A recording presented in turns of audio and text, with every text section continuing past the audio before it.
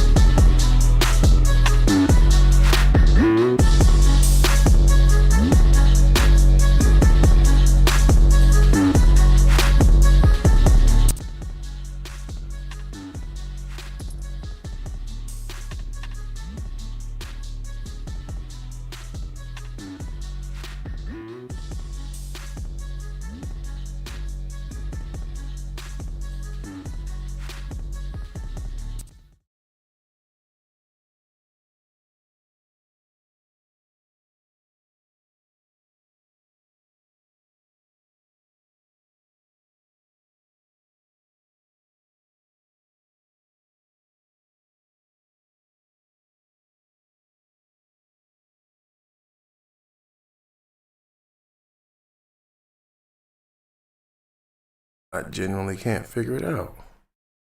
Turn that way down, turn this way up. Maybe that echo will go away.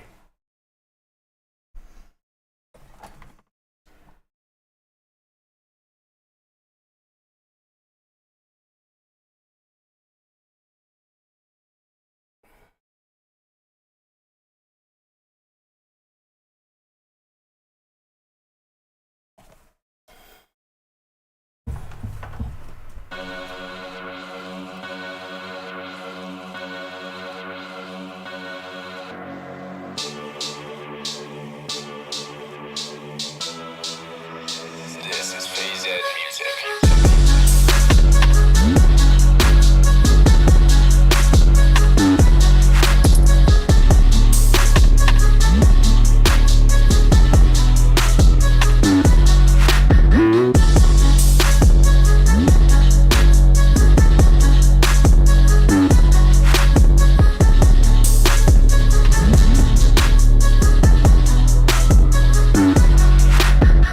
I think it might have been my phone. Yep.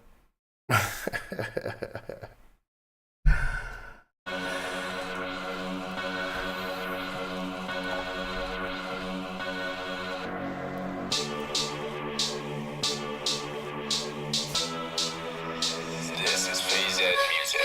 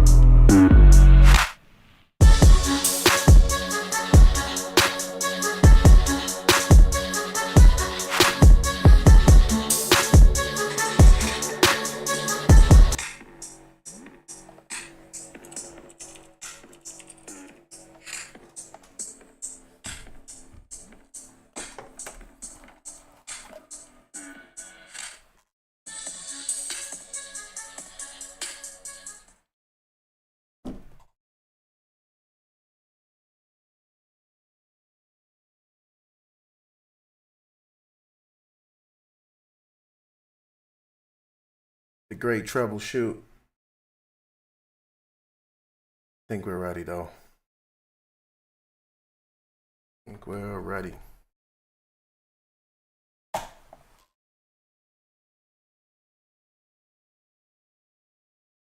In 3, 2, 1, boom. What up, y'all? Happy Easter, man. Happy Sunday. Happy Easter. Happy April. All that fun stuff. I'm just chilling. Just got back from a fantastic lunch that Mandy made us and my wife.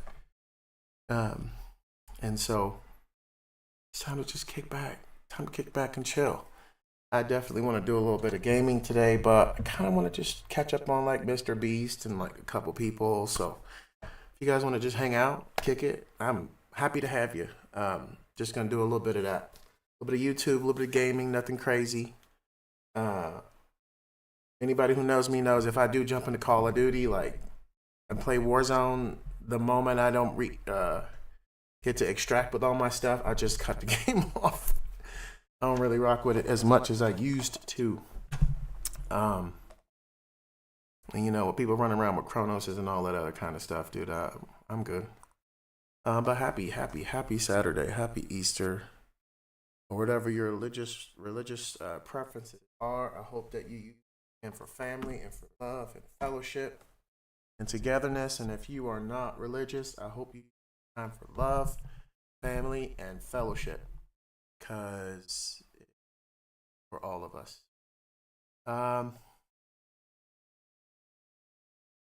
Follow all that.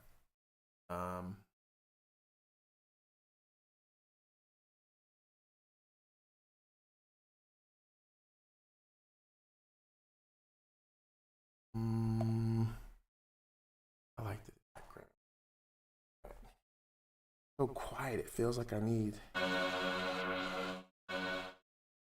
that in the background.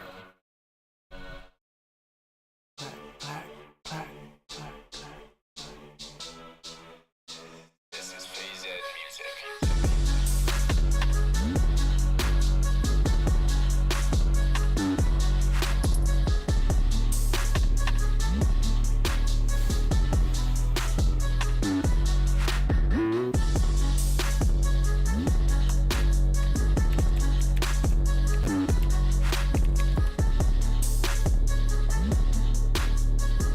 Yeah.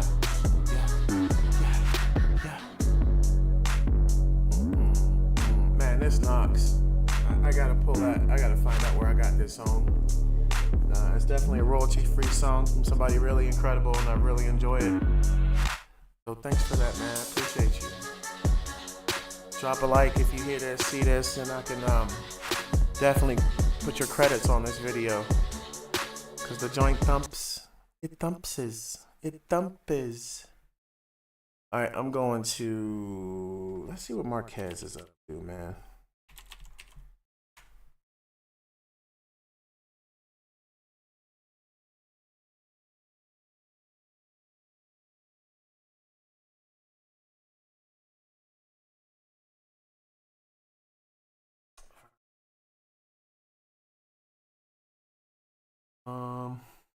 I did catch up on Marquez.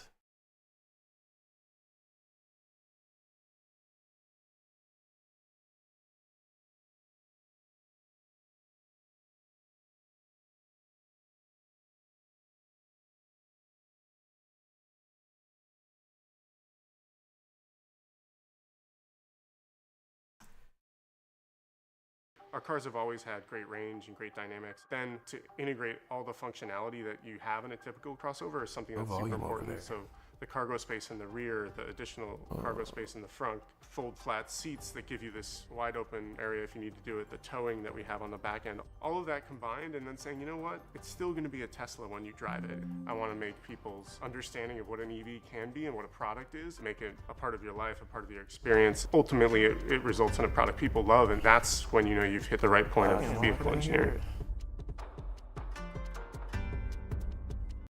Hey, what's up, guys? I was really struggling on how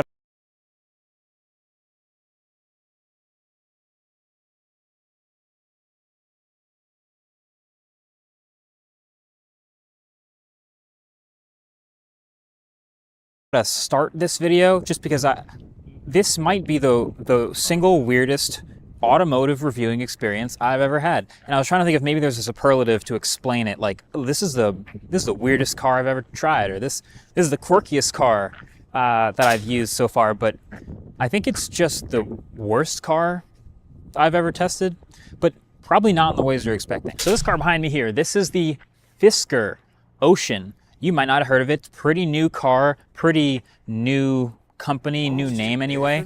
And there were a lot of red flags actually going into this. Just the couple of days I'm spending with it. Got it from a Mitsubishi dealership because Fisker couldn't get one to us, and then they somehow found out that we got one, and they didn't want us to review this one because there's a really big software update, a big 2.0 update coming to this car. And I believe you, Fisker, but that's the thing, is it's not really in my policy to wait on promised future software updates. I'm gonna review the car that's out now, that real buyers are actually living with. And then how about this? At the end, I'll tell you what their promised 2.0 software update is supposed to include. How about that? Deal? Okay, deal. So the fundamentals on paper are the Fisker Ocean is it's a mid-size, it's like a crossover SUV, fully electric, and I really wanted this thing to be good. Like, I'm not just saying this, it's because it's competitive in the same fundamentals as a lot of the most popular EVs. Like, Okay, Marquez Brownlee. hey, what's up, guys? I was really struggling on how to start this video, just because Alright, Marquez Brownlee. This is the worst car I've ever reviewed. Ooh. this might be the single weirdest automotive reviewing experience I've ever had. And I was trying to think if maybe there's a superlative to explain it, like, oh, this is the weirdest car I've ever tried, or this is the quirkiest car that I've used so far. But I think it's just the worst car I've ever tested, but probably not in the ways you're expecting. So this car behind me here, this is the Fisker Ocean. You might not have heard of it. Pretty new car, pretty new company, new name anyway. And there were a lot of red flags actually going into this, just the couple of days I'm spending with it. Got it from a Mitsubishi dealership because Fisker couldn't get one to us, and then they somehow found out that we got one, and they didn't want us to review this one because there's a really big software update, a big 2.0 update coming to this car. And I believe you, Fisker, but that's the thing, is it's not really in my policy to wait on promised future software updates. I'm gonna review the car that's out now, that real buyers are actually living with.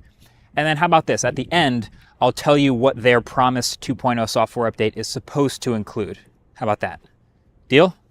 Okay, deal. So the fundamentals on paper are the Fisker Ocean is, it's a mid-size, it's like a crossover SUV, fully electric. And I really wanted this thing to be good. Like, I'm not just saying this, it's because it's competitive in the same fundamentals as a lot of the most popular EVs, like Tesla Model Y, Ioniq 5, EV6, Mustang Mach-E. Like that's what we're looking at here. It's an electric crossover the size of those other popular ones. It's in the $40,000 to $70,000-ish range, although this is the launch edition, which is like a high trim. It's the only one you can get, but it's about $75,000. But the reason it's bad is not actually the fundamentals. And I think a lot of people who have reviewed this car before have spent like a day with it, maybe 2 days with it, and I've watched a lot of those videos trying to see if they've noticed things, and it's not going to show up in a day. You live with this car and it slowly rears its ugly head. But the fundamentals are actually fine. Like, I actually think it's a pretty handsome trim, a pretty good looking car. This is like a satin blue-green paint that shows up as a slightly different color from different angles, but honestly, I think it's pretty good looking, nice looking front. This is a dual motor vehicle. It has a 360-mile range, at least claimed, and we'll get into that in a second. And it's got good materials. It's comfortable. It's got a good amount of storage. It drives pretty well. It's quiet on the inside. It's got a pretty soft suspension. It's more luxurious of a ride than a Model Y. But I'm gonna say there's a lot of really unique ideas and really unique things in this car that I've never seen in any other car. And that's exciting because I wanted that stuff to be like innovative and make its way to other cars. But if the rest of the car is bad, then it won't be seen as competition and they won't feel the need to adopt it. So I wanted the whole car to be good. Let me show you what I mean. So first, on the outside, pretty good looking shape, I think, for a 2-row crossover SUV. I like the lights. It's got this nice light bar across the front here. Weirdly, it lights up and says Ocean at night right there, but I like this grille. It nicely hides some of the cameras up there. There is no front trunk, but you've got this like floating Fisker logo in the middle here. It's pretty big, but good looking front of the vehicle, I think. Kind of gives me Range Rover vibes a little bit. Then you've got these huge wheels, and yes, these are aero caps, and you see these blue brake calipers. Maybe you want to show them off more. Okay, there you go. You can take the aero caps off, get a little bit less range, and those are decent looking actual wheels underneath. But then we keep moving down the side. This is the charge port. It doesn't motorize open, but you can see the CCS port in here. No NACS on this car yet, and no word of it, but it does charge pretty quick. I think it's something like 10 to 80% in 30 minutes or something like that. It's pretty competitive. It's got these nice blinkers out here on the mirror caps that I like. Some people just know that the best rate for you is a rate based on you. Not Paul. You don't want to ride with Paul. Get a rate based on you with DriveWise and the Allstate app.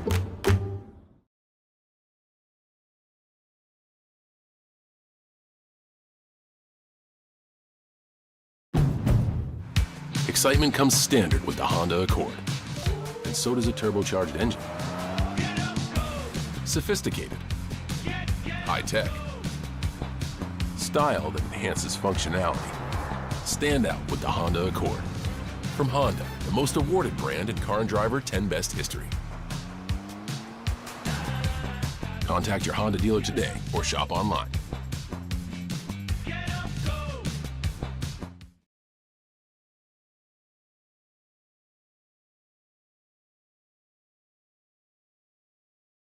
These retract to flush, so nice door handles. And again, the side profile, I think that's pretty solid. Kind of looks EV9-ish. A little bit of a teaser there to one of the cars we're reviewing soon. Here's the back wheels, and then here's a kind of an interesting thing. So two things. This rear window opens, we'll get to that, and this light up here, I haven't seen this in basically any other vehicle, but this high light up here is actually one of the blinkers. So if you put the lights on the car, or if you have your fog lights on, this thing lights up. It's easier to see for maybe truckers or for people higher off the ground. It's not legally necessary at all, but it also has regular blinkers down here. And then the slot tail lights, I think, are pretty good too. I'm a sucker for the bar light, so it's not quite the complete bar, but again, you've got this floating Fisker logo. And then this rear window can also completely drop down. These are little aerodynamic bits here to help with range. And if we just zoom out a bit and get into the back, practicality matters. So you do have a nice looking diffuser and a pretty squat shape here, but if you actually want to get into it, there's I think a button right here. Yeah. And that'll show you the trunk behind some pretty spacious rear seats. That is totally accessible. Matter of fact, it's got some sub-trunk space back here. So if you want to put little charging cables and stuff like that, that's cleverly hidden. It's probably the smallest you could fit a full set of golf clubs in, but it's fine. It's a good trunk. But now here's something you probably weren't expecting. The top of the car has some things you've probably never seen before. Giant Fisker logo on the, it's not a spoiler, but on the back of the roof here. And then a ton of solar panels on the top. Now, I've talked about solar panels on top of cars before. The Prius is a hit. I mean, people love that thing, and you can get meaningful range to your drivable battery every day. So sitting out in the sun like this, Fisker claims this solar panel will get you 3 to 6 miles a day just sitting outside for free. But I am freezing my actual face off. So let's just get inside the car so I can show you the interior here. So, Fisker Ocean, driver's seat, and this is a pretty good start. I like this really big chunky steering wheel, and it has a pretty similar layout look to the Mustang Mach-E. You've got this slot screen behind the driver steering wheel spot here, and then you've got this huge portrait display over to the middle of the car. And I feel pretty comfortable saying materials and build quality are neither a highlight or a low light on this car, but this is already where I'm going to get into some of the quirks to start. So like there's some plastic where you might not expect it in a $70,000 car, but I'll forgive a little bit of that. Where do I start? Okay, HVAC controls here, I'm going to give a thumbs up to that. Obviously, there's some weird stuff still with touchscreen HVAC, and you can get into that. But at least if you just want a quick temperature adjustment or a quick fan speed adjustment, you can do that with these real buttons here. Also, volume of your media. These are also touchscreen buttons, but you don't have to use them. You can mostly go through these buttons here. Fine, that's good. 2 wireless chargers, 2 cup holders, armrest. And I think these are very comfortable seats. I've been driving these a lot of miles now at this point, and I found these seats very comfortable. And that also applies to the back seat. And it's actually to the point where I would say that this is the best back seat experience of any of the EVs that it's competitive with. So I'm sitting behind a 6'3" driver's position, and I got a ton of room here. Like I usually don't have this much in a Model Y or an Ioniq 5 or something. You have these hideable USB Type-C ports right here.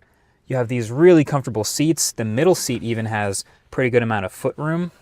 And if I'm not stowing someone in the middle seat here, you've got like a nice screen back here that you can turn on your HVAC controls and pop out some tiny cup holders. Like this is all good stuff for a back seat, which also has a sunroof, kinda, and some coat hooks on the back and the front. No pocket storage though. That's kind of weird. But I think this is where the highlights end, and I should just start telling you guys all of the weird things about this car. I think the theme here, because I'm trying to understand why they made so many of these choices, and there's a lot of weird ones.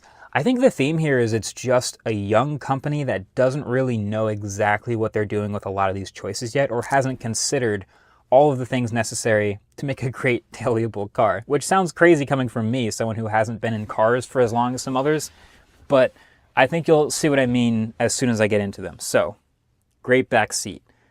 There are also these blocked little squares of all of these solar panels above me, but I can't tell what they're doing. Because for starters, the software in this car is very incomplete. And again, like I said, it's getting a software update soon, but I'll just show you what we're working with now, which is I have no way of knowing what's going on with the solar panels in this car. They don't tell me anything about how much range they're getting me. This is how much range I have now. 88% battery should get me 300 something miles. Cool. Here's how many total miles I've driven. No indication anywhere in any software what the solar panels are doing, how much energy they've generated at any point. Nothing. Now here's another one. Great visibility around this car. Love driving it on the highway. You can see everything everywhere around you. And as a bonus, there is a camera for this mirror back here. Very adjustable, so if you have a bunch of stuff behind you, you can still use that mirror to see your rear view. Cool. But they did this weird thing with these sun visors where they're like half sun visors and they're folded out by default instead of in. And that's cool, so you can choose how much sun blockage you get, but that also means this mirror here is pretty small. Not sure I've seen a smaller mirror on a sun visor on a car before. Now here's another one. Trays, storage. They have this little armrest in the middle here, and they actually use a lot of the space with this little tray. It's like a little airplane tray where you can unfold it. It'll hold up to 11 pounds, and I guess you could put your laptop here, maybe. Or, I don't know, if you're charging, you could just use this as a little spot for your phone or iPad. Great, but it does take up a good amount, maybe half of that storage in there, so that's maybe should be an option or a choice you get to make. And then on the other side, there is no glove box. There's just another tray. What? There's no glove box in this car, just another tray for your passenger. All right. Now I mentioned that driving this car is actually fine, right? It's got a couple different drive modes, 3 actually. They're called Earth, Fun, and Hyper. Earth is the most chill one. Fun is a little bit sportier, and Hyper is the fastest. But I have so many weird things about this. First of all, the only way to change drive modes in this car is via this unlabeled button on the steering wheel here. This one right here. There's no way in the settings to change it, and it also doesn't really tell me what's changing. But from what I've experienced, it doesn't change much. All it seems to really do is remap the throttle response. So I can't feel much of a difference at all in steering or suspension softness, but what's happening is in Hyper, when you hit the gas or accelerator pedal, it just goes, which is great. It's very responsive. Fun is a little bit more rolling onto the power. Earth mode, I will floor the throttle and it will slowly accelerate, but then kick in the rear motor and literally spin the tires and give me the same full power. It's not nearly as elegant or smooth as you would expect the smoothest mode of a car to be. It's not really chill mode if you can still get full power out of Earth mode. Confusing to me. This is not just another E-Class, because it evolves with you. It adapts to engineering. It is the first E-Class made just for you. For you. I don't know if I'm allowed to show This is not just design. I did find it at least kind of fun that if you were like about to make a pass, that you could just quickly like pop this button a few times and you're in Hyper mode, and then you can make the pass and switch back to chill mode. I guess that's kind of neat, but here's another crazy thing. If you go into the settings here and you go to driving, there is a launch mode called Boost, and there's a 500 boost limit for the lifetime of the car. Meaning you can do the boost by turning it on here, and you can come to a complete stop, brake pedal, accelerator pedal, let go. It'll do the launch control. It's quite quick, but once you do it, now there's $499 remaining for the life of the car. So I think they're trying to sort of maintain the drivetrain and not be too taxing on the motors and the battery and all that, but that is another weird thing that I've never seen in a car before, a literal digital limit to how many times you can do launch control. So okay, here's another one. There is a button up here to open the sunroof, and it does this pretty cool thing that I think is called California mode, which is not only does it open this sunroof, which is kind of blocked anyway, but it also lowers that rear window and is supposed to actually also drop this rear 3/4 window down, which is another thing I've never seen in a car before. But what's interesting, I'm gonna go ahead and push it real quick, is when you press it, it starts the whole sequence, it opens all of the windows, it drops the back window. Another thing I've never seen in a car before, but now that it's done, I can press it again, and it'll close everything up. All of the windows will close because, again, it's freezing. I'm not sure why the rear windows in this car in particular aren't going down, but you can watch other YouTube videos where they do open. This car doesn't do it. Now here's another quirk. Like I said, there's buttons on the steering wheel for your ADAS stuff, your forward and backward songs and phone calls and volume and media control. When you're gripping the steering wheel here, unfortunately, these outside two buttons are extremely easy to press by accident because they're these big physical touch areas, which is usually the opposite of the complaint that I have of hard to press buttons. But when you're turning the steering wheel, you can actually accidentally press these buttons. This one doesn't do much if you're not in cruise control, but this one will literally restart the song you're playing. That's kind of annoying. But then, of course, there's all the rest of the software in this car, which, to be totally honest, is a mess.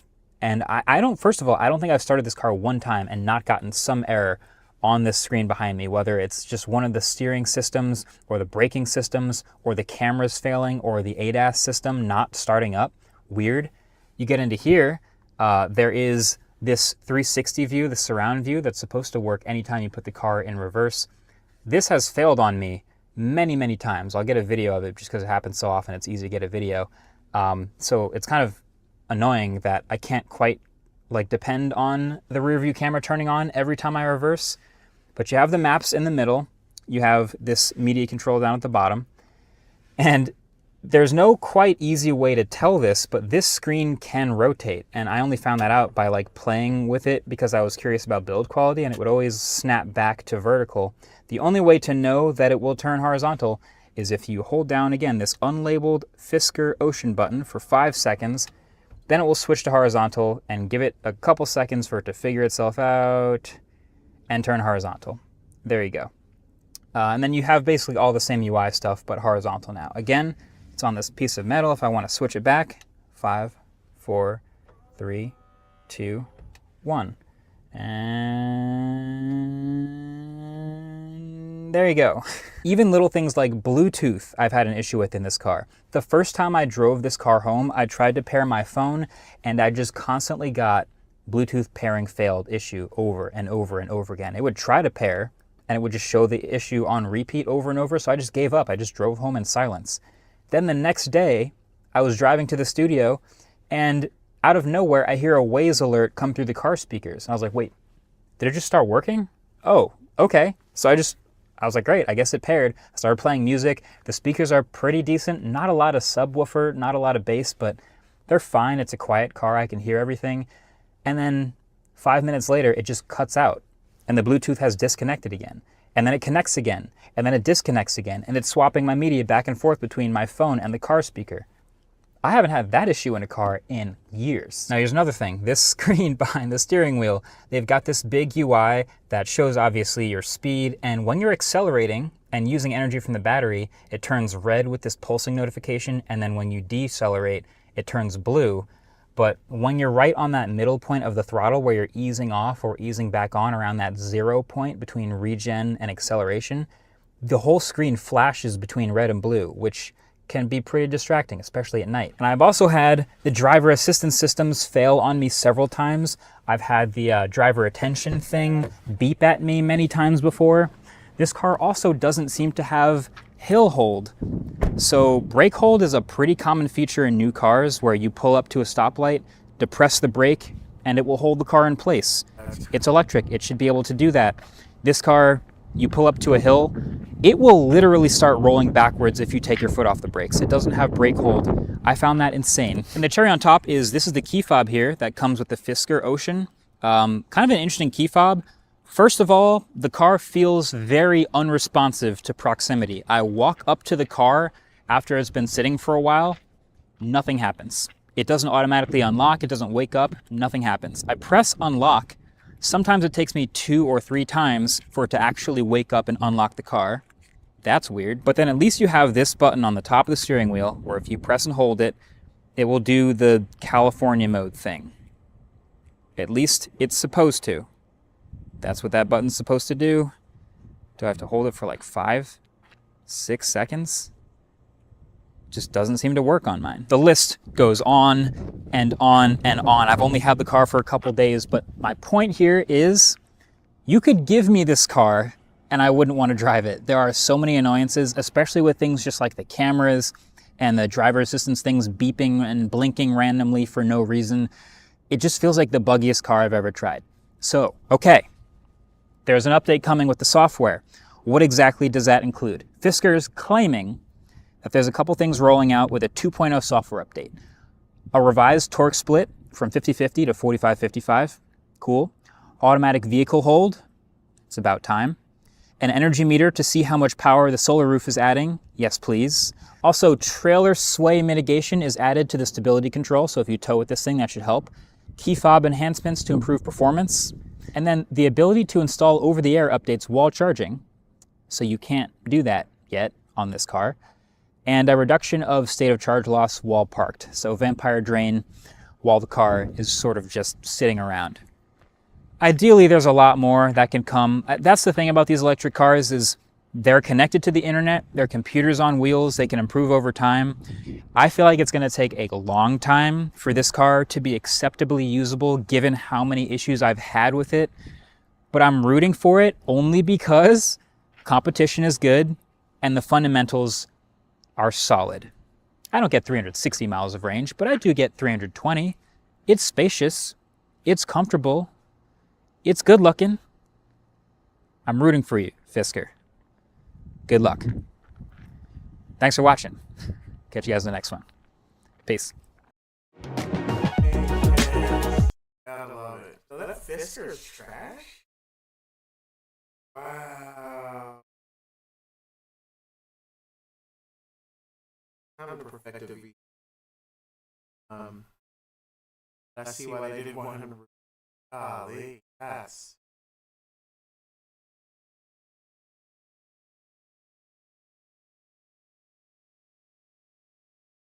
Oh. Oh.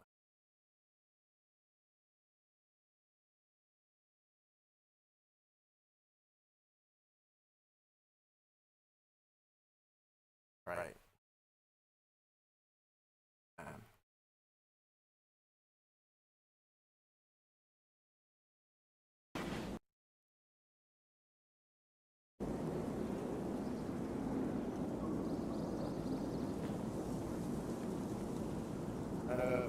The city is depending on its guardian, now more than ever. Oh.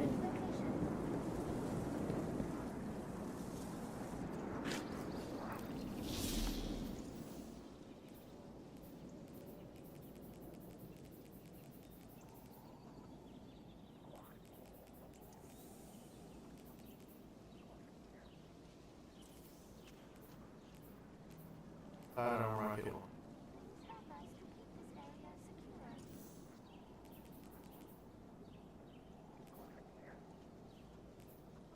That too.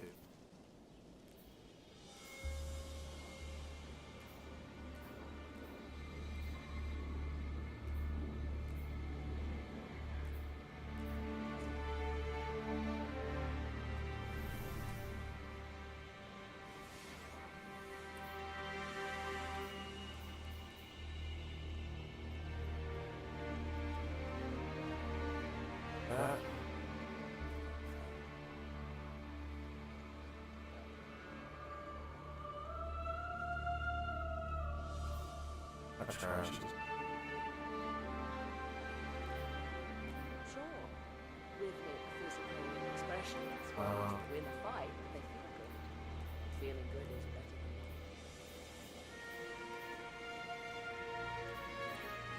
Everything depends on a Vanguard.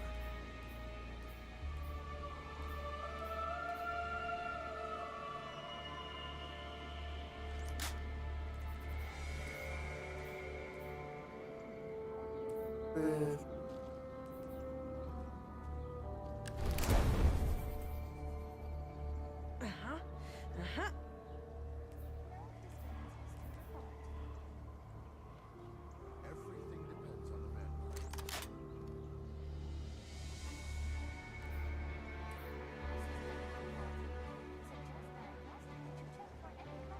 Oh. Sure. That's more long range. Physical expressions won't win a fight, but they feel good. Feeling good is better than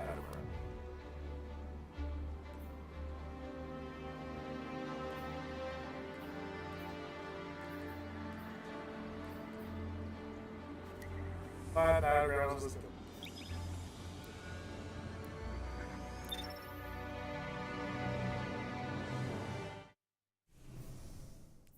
Paper.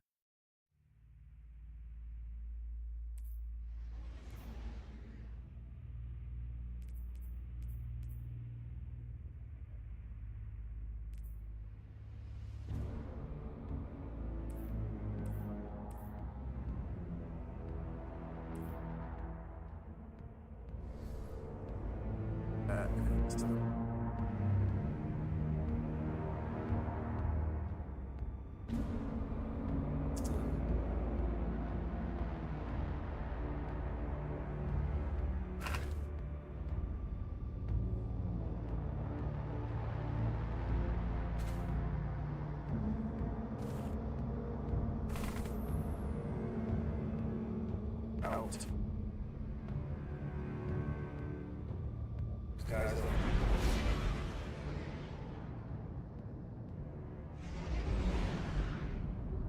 Yeah, probably one.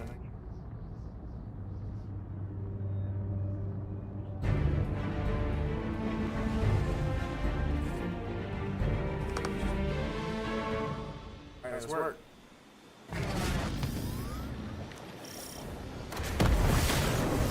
I was out on patrol earlier and saw a transport headed toward the pyramid facility. The Shadow Legion would use captives as bait. Show them that the Vanguard's compassion is not weakness, but a weapon.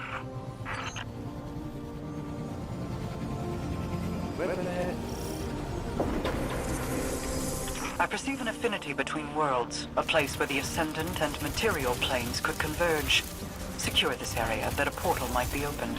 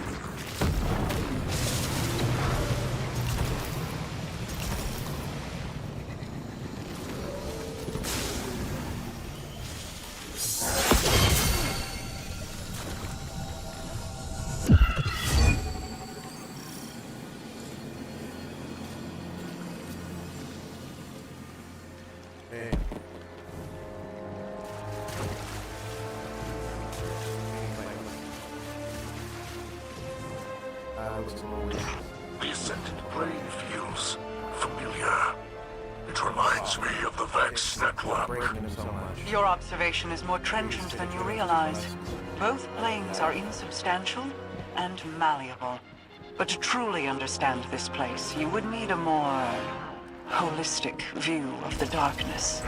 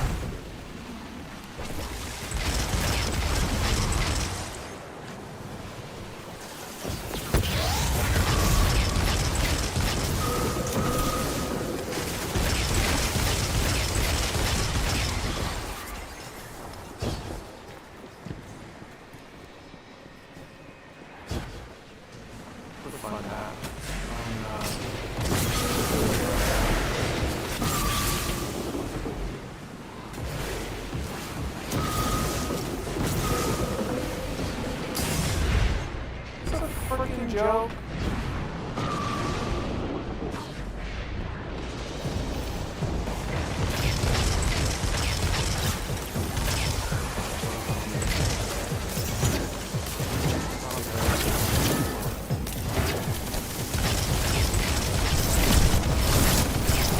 The Taken are vulnerable without their blight. Target it first. Once they are dealt with, the light of your balefire will consecrate this area.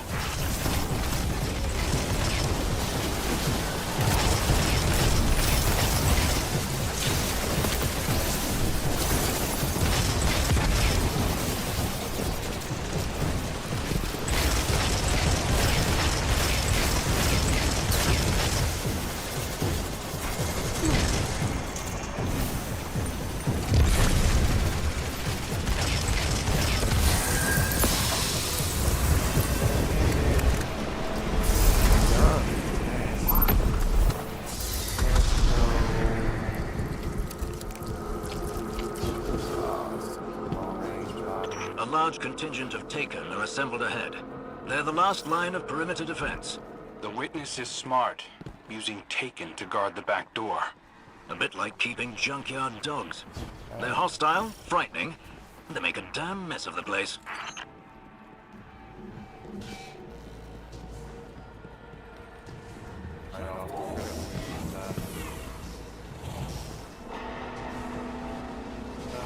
The barrier between worlds thins. An ideal place to re-enter the material plane. That desire is not ours alone. The Taken are attracted by this instability. Eliminate their defenses to secure your passage.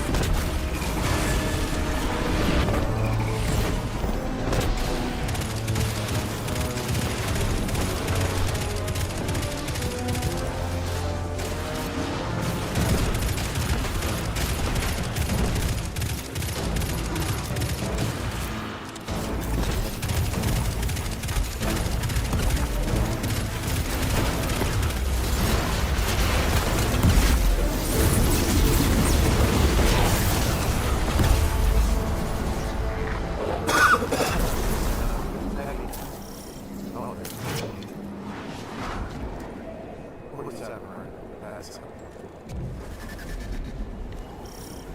I scouted this facility for hours looking for a breach point. But one incantation from Queen Mara, and you're in. Now you know how us mortals feel. You Guardians have a knack for making the impossible look leisurely.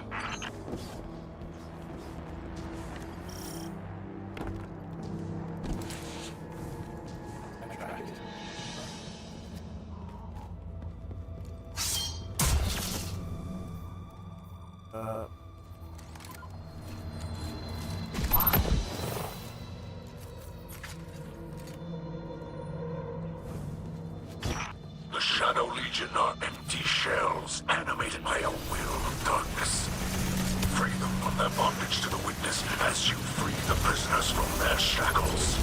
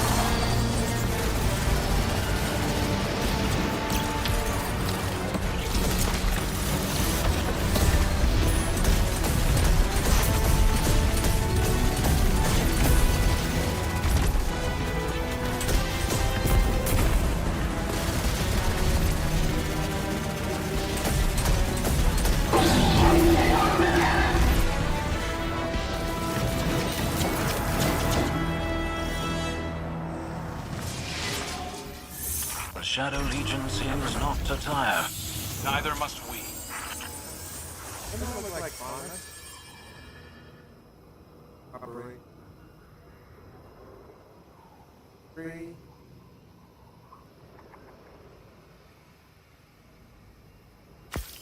Yeah, hop in here. That's dressed. I appreciate it.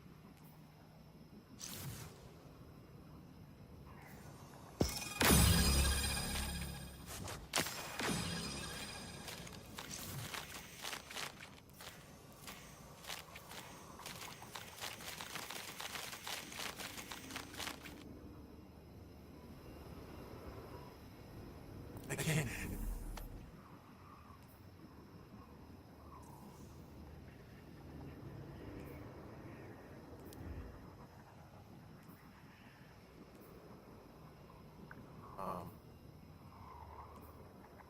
That's what I should be doing.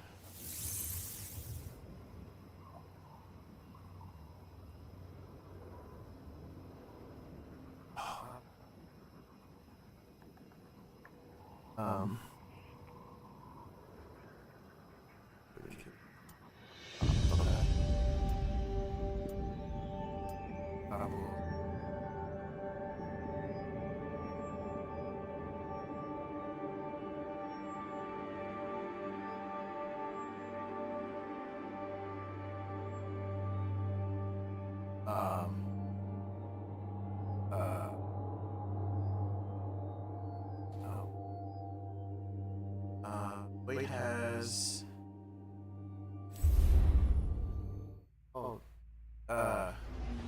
Ark has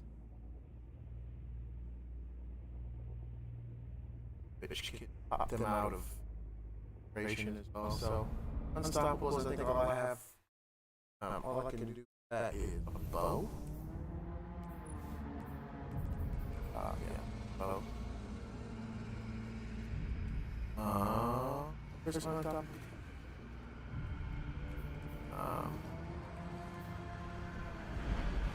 Actually, maybe.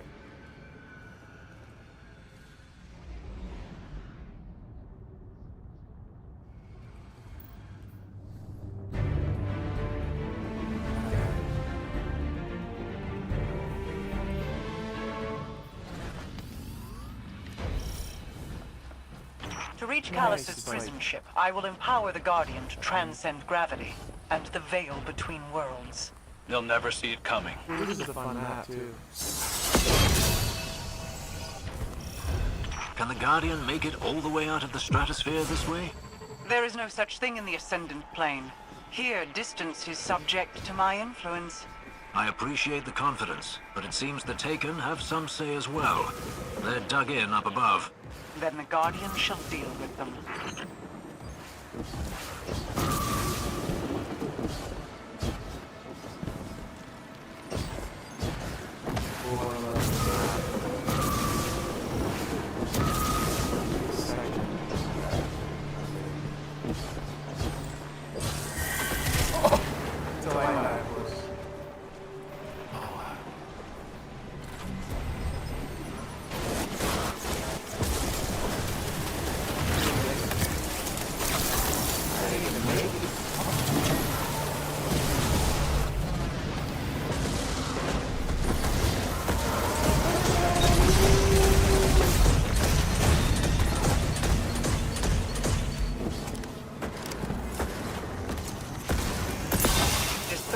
Of the Taken through the power of your balefire.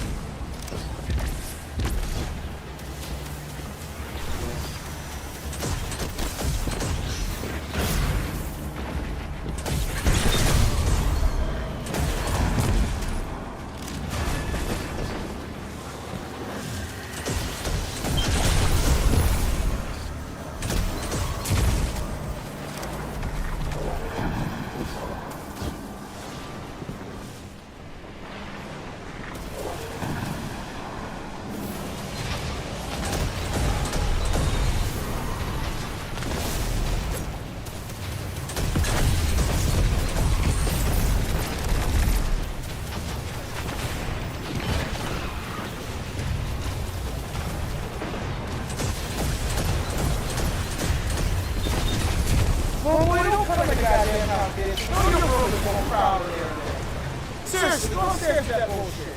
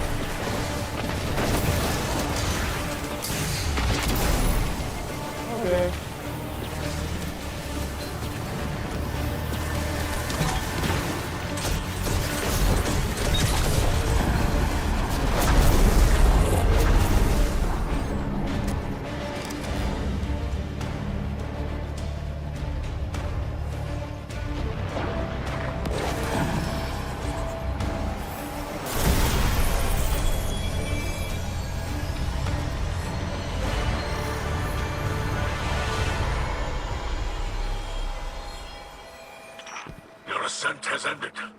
It is time to breach the prison ship and bathe it in your light. Be prepared to extract the prisoners immediately. The Guardian will be surrounded by the Shadow Legion fleet.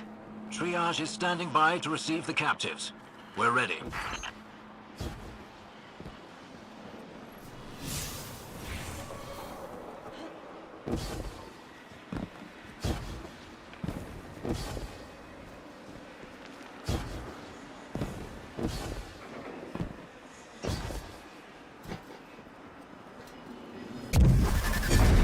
Do we know why he's crying, or?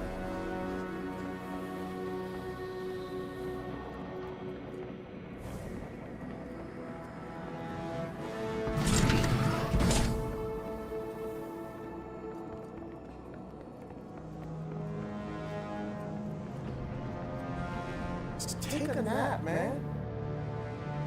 It's not normal to be sitting around crying all day. You tired, go to sleep.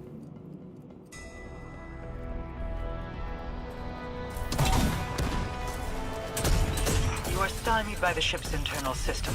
It is beyond my influence. Ghost can handle it. Might take some time, though.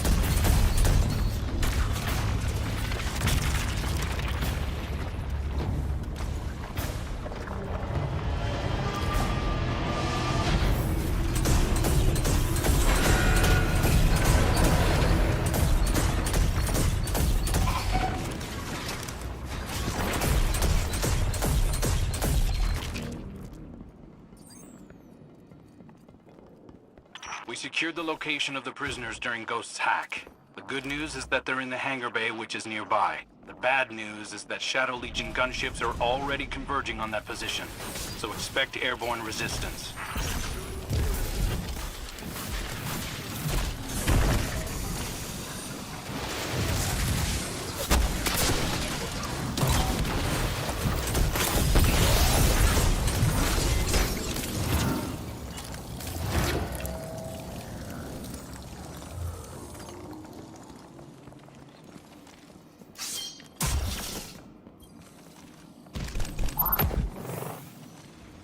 The prisoners rejoice to see you, Guardian. Reward their admiration. First things first, we've got airborne reinforcements to deal with.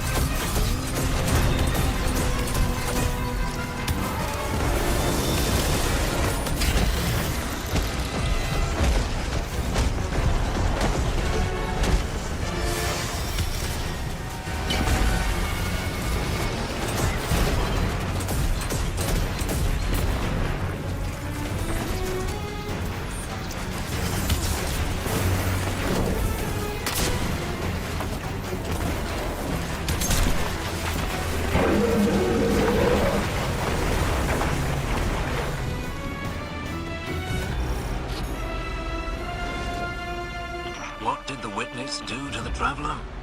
No one's been able to follow it through the portal, and it defies any attempt at study or scanning. What do we do next? All things possess within themselves the seeds of their own destruction. So too does the witness. We will follow it, and we will destroy it. We all will make our own fate.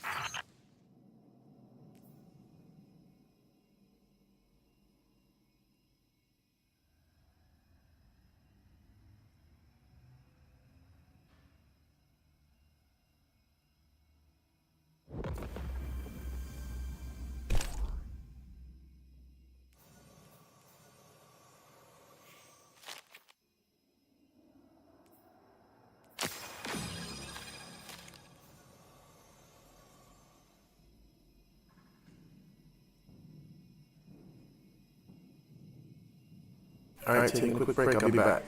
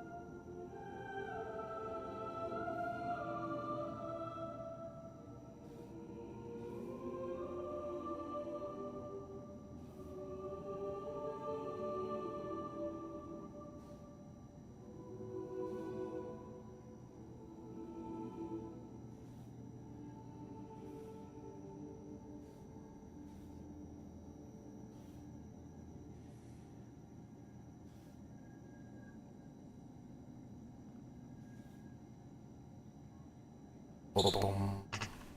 What up, what up, what up?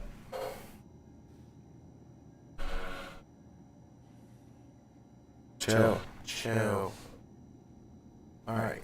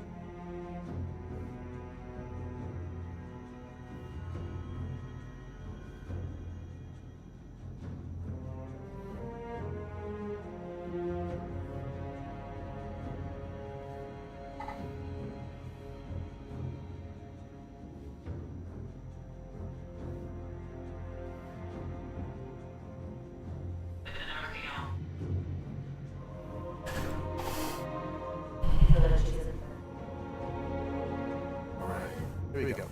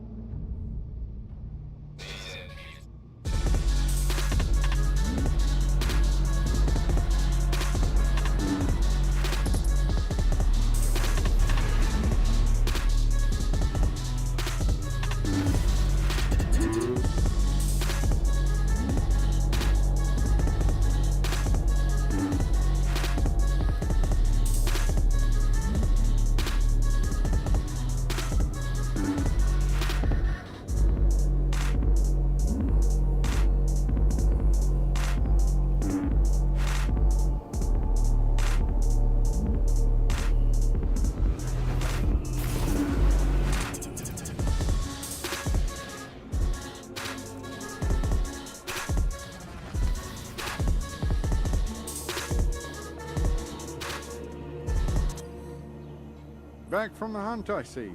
I am, sir.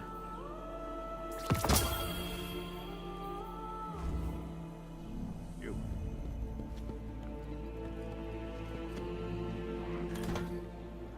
Welcome back.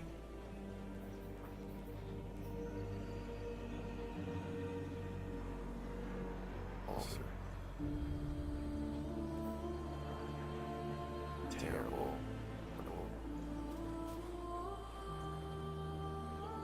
Those not great. Check. Transfer.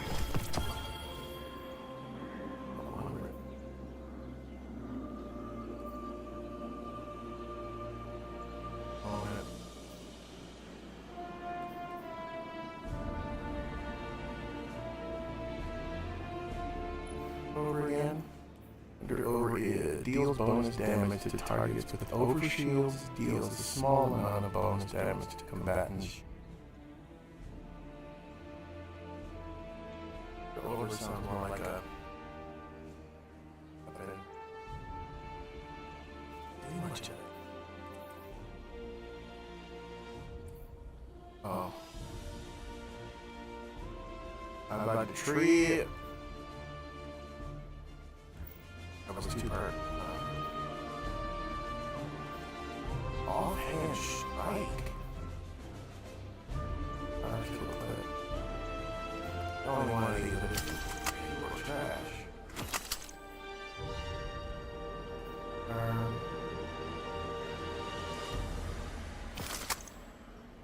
It was a fun idea. It didn't pan out the way I wanted, but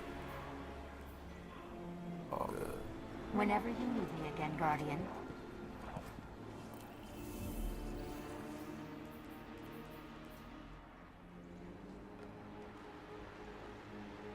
But I did.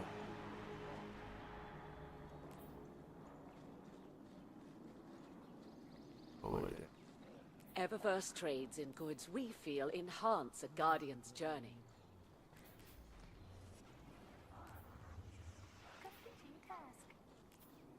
Auto. I could have sworn I did that already.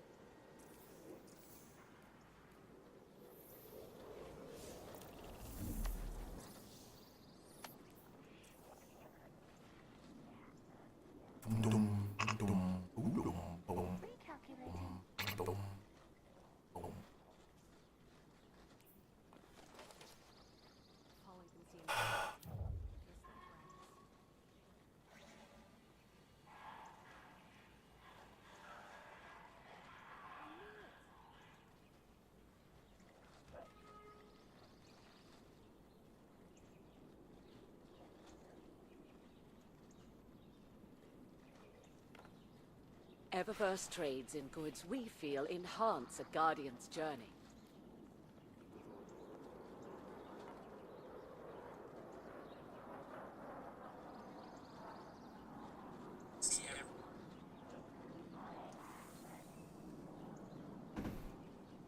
Still alive. This is probably the longest I've been alive ever.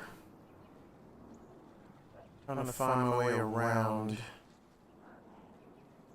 little ins and outs that keep posting from editing videos and streaming and stuff like that. So that's what I'm doing. Books. Books for the Titans. Too heavy.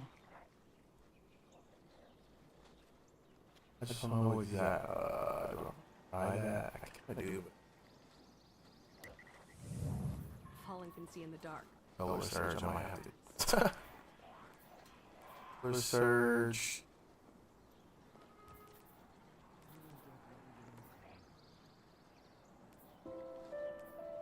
Solar Surge, Void Threat, Equipment Lock. Oh, wow. She said she wanted to express herself, so Impossible I gave her a thumbs up.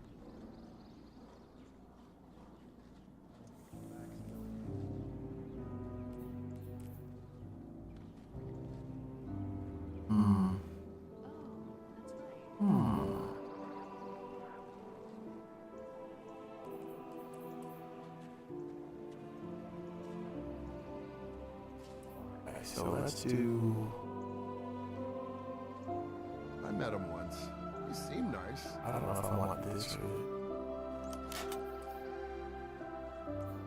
golly.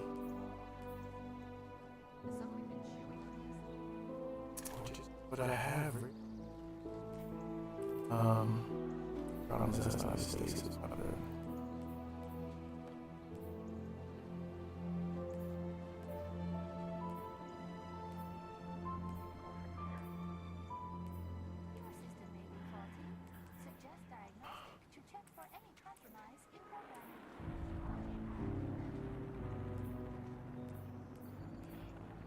Eververse trades in goods we feel enhance a Guardian's journey.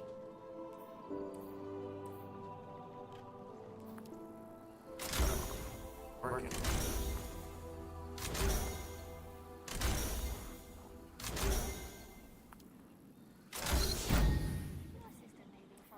Right, He wasn't the same after they wiped him.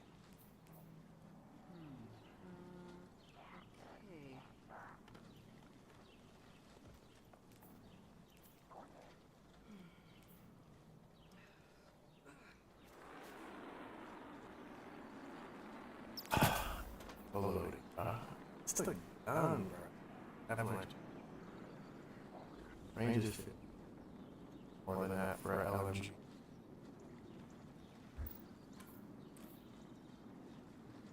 Shut up, friends.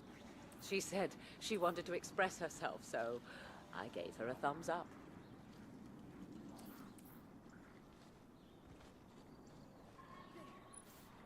Alright.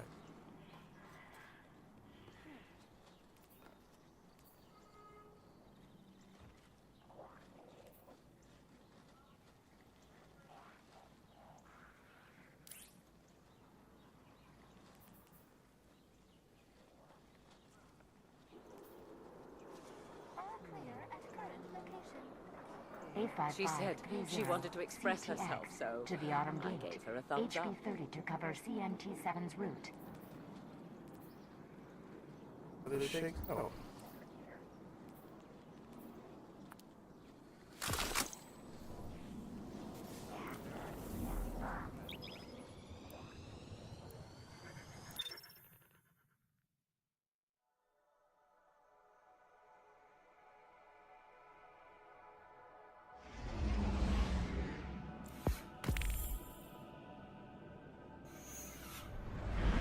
Lockdown.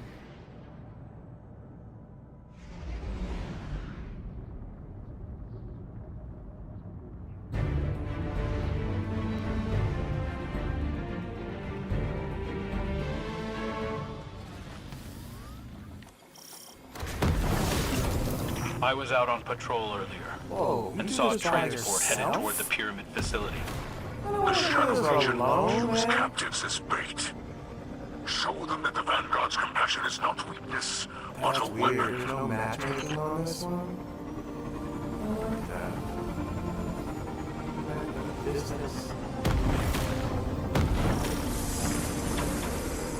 I perceive an affinity between worlds, a place where the Ascendant and Material planes could converge. Secure this area, that a portal might be opened.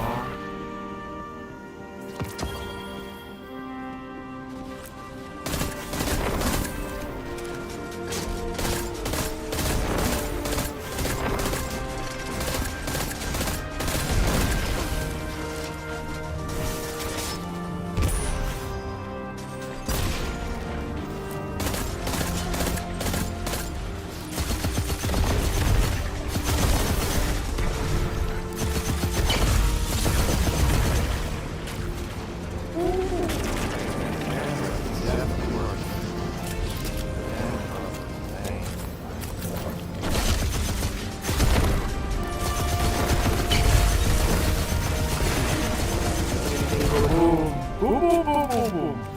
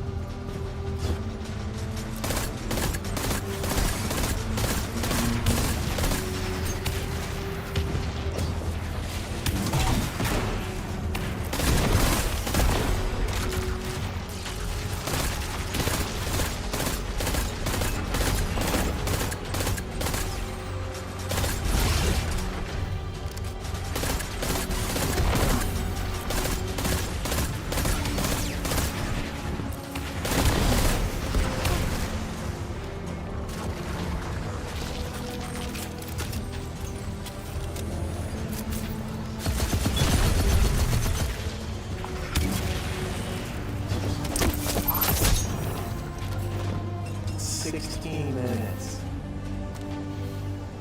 Oh my god. I don't know if I can do that. How long?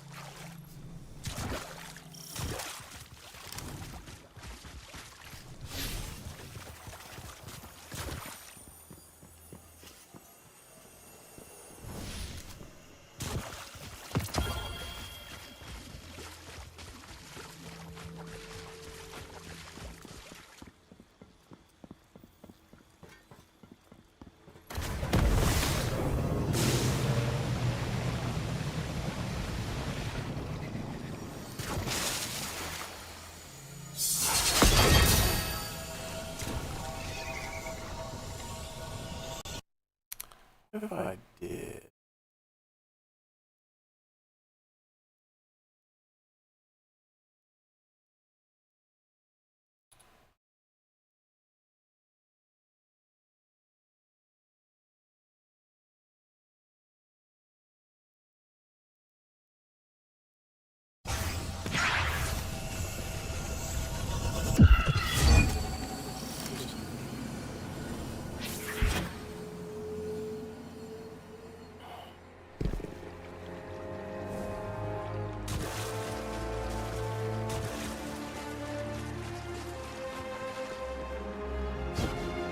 Behold the Ascendant Plane. From here, we will circumvent the very walls of the pyramid, striking from beyond the threshold of reality. I've always wanted to see this place. Looks a lot less posh than it sounds.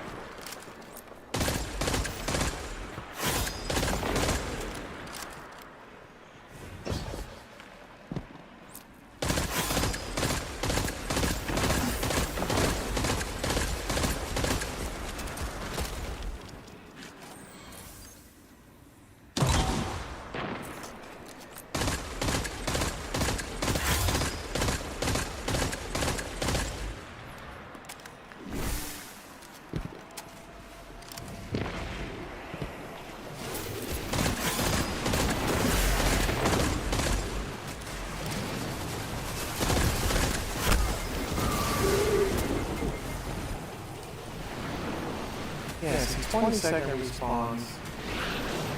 This is having a really long time.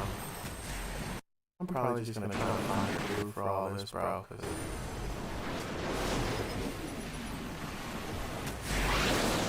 I've got very far off.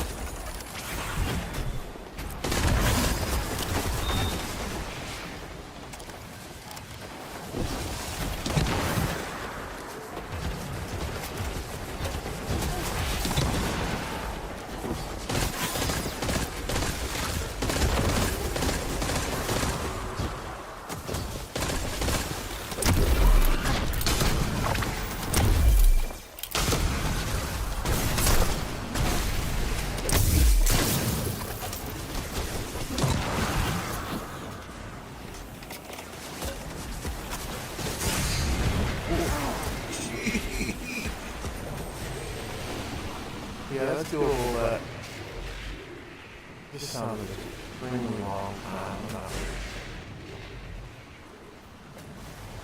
Maybe I can get some friends to jump in on this stuff with me here for a little while. I don't know.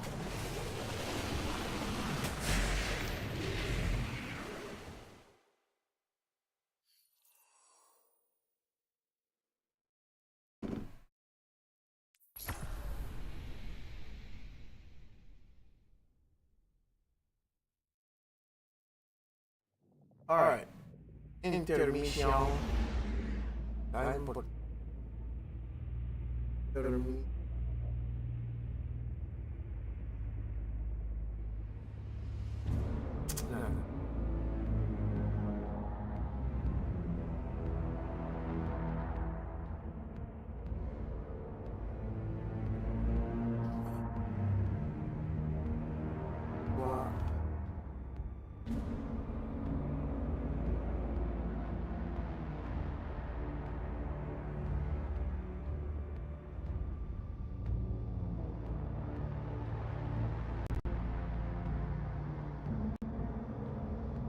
Mira.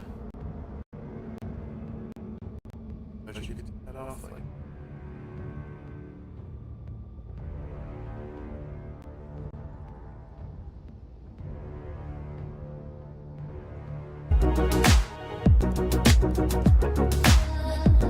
Alright, we checked out Kez. Go to, oh no. Hey, Ryan Reynolds here. Big wireless. Thank you, Ryan.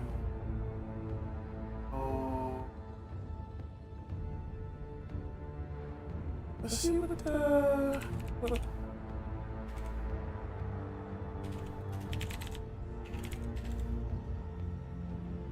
Will and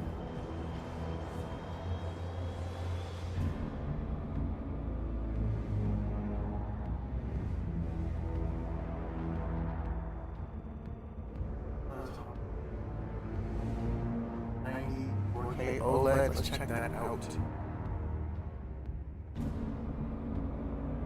OLED gaming monitor. They're calling it QD OLED. And of course, you guys know I'm such a fan of OLED in general. And then to see it in a gaming monitor, you know, they've figured out all the kinks and stuff. We're into sort of next generation OLED, which can be put into a monitor without some of those drawbacks that people have thought about historically. They've got all the little pixel shift stuff going on. So you can enjoy those wonderful deep blacks. And actually, it's going to double as a great multimedia monitor for watching movies and stuff. Of course, those also benefit from OLED. So the specs on here: QD OLED 4K, 240 Hertz, 0.03 milliseconds, 99% DCI P3, HDR True Black 400, and HDMI 2.1. Actually, if we lift it up, we can get an idea of the aesthetic. Of course, it's got that Alienware aesthetic on the back. We've got this kind of silver spacecraft look. We've also got their new wireless gaming mouse. This is called the Pro Wireless Gaming Mouse, 120 hours, 4 kilohertz, 8 kilohertz polling rate. Of course, we can also use it with a cable, which happens to be included,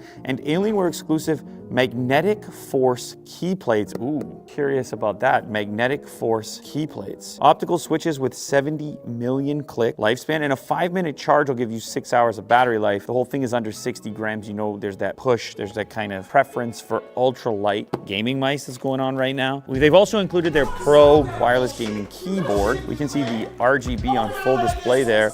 This is a white keyboard as well, an interesting choice. We've got hot swappable linear mechanical switches from Alienware, so that'll be interesting to check out as well. Dual layered sound dampening, so maybe these are relatively quiet. Would actually be my preference. As much as I like the tactile click of like a blue key switch, it could be a little bit annoying for other people that are nearby. Battery life up to 1800 hours on Bluetooth, so it's also wireless. That's with the RGB lighting turned off. Of course, if you have the RGB turned on, it goes down to 72 hours, but it looks so much more pretty. Oh, here's the other thing. It's a compact form factor. It's a 75%, which again is a preference right now in gaming setups. They've also got the new headset, 720H, dual mode wireless gaming headset. The aesthetic is gonna fit in with all the other items here. 30 hours of battery life, high-res audio capable, 20 hertz to 40 kilohertz. We can use it wirelessly or wired with a 3.5 mil connector, which is nice to have in a pinch. And then you've also got RGB built in there, so you can kind of set it up, configure it however you choose. Lightweight, which I pay a lot of attention to. As much as I care about the audio quality of a headset, is it comfortable to wear for extended periods of time? A fast charge, 15-minute charge, 6 hours of use, noise canceling microphones. And then in this last box, they've sent over one of their gaming PCs to power everything. So we're gonna have the full cohesive Alienware setup for 2024. I don't even know the spec of the machine that they sent in here. Okay, so Alienware unboxing experience. The famous Alienware Alien. Lift up here and we have our peripherals. Actually, they've included a mouse, so you get one. You don't need to purchase an extra one, but obviously the Pro model is gonna be a little bit more feature rich. You've also got your power cable up top. You're gonna get your antenna for your wireless and a Dell keyboard. I presume this is gonna be more basic than the one we have over there. I don't mind the fact that they throw it in. Actually, it's a little bit above basic, but it is Dell branded rather than Alienware branded. It's actually kind of slim, which is also cool. It's an extra keyboard for you because you're obviously gonna get the Pro model. Alienware little card. In 1996, we set out to build the most innovative and high-performance computers for ourselves and fellow gamers. Since then, Alienware's products have won hundreds of awards around the world, often heralded as a definitive gaming PC experience. Okay. Whoa, it's actually cool. Immediately greeted by the see-through glass side panel here. This is the Aurora R16, and it's a fairly compact system. Ooh. Cool.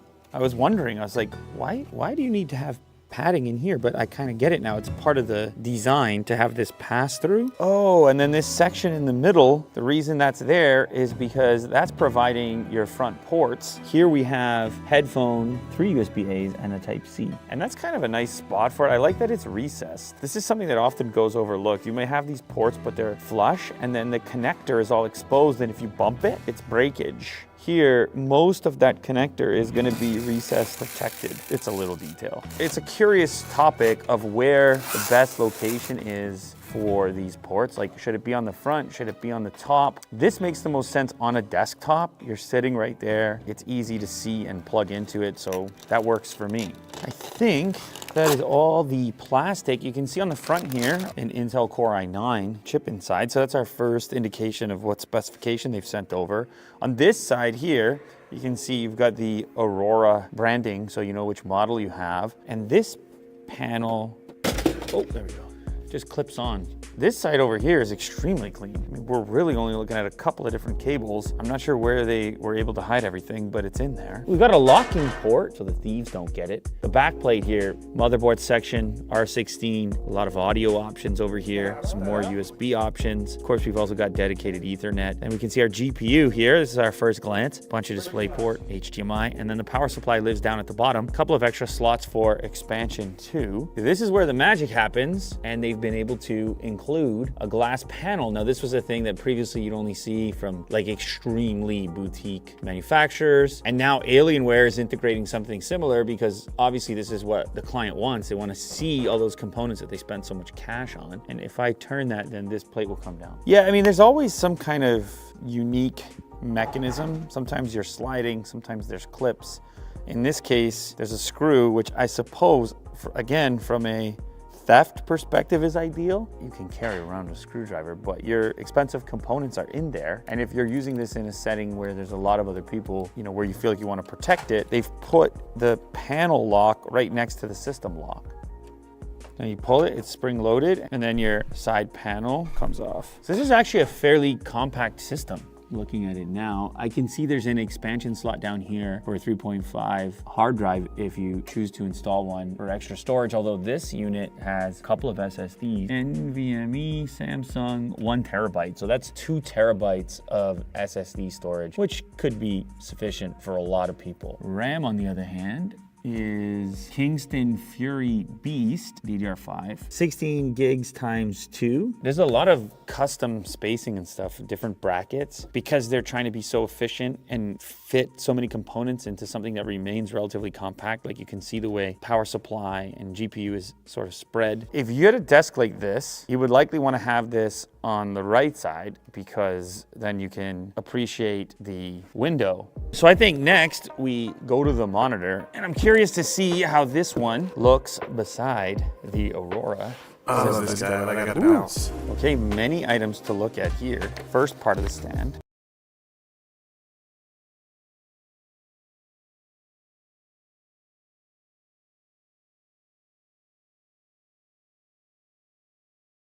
No.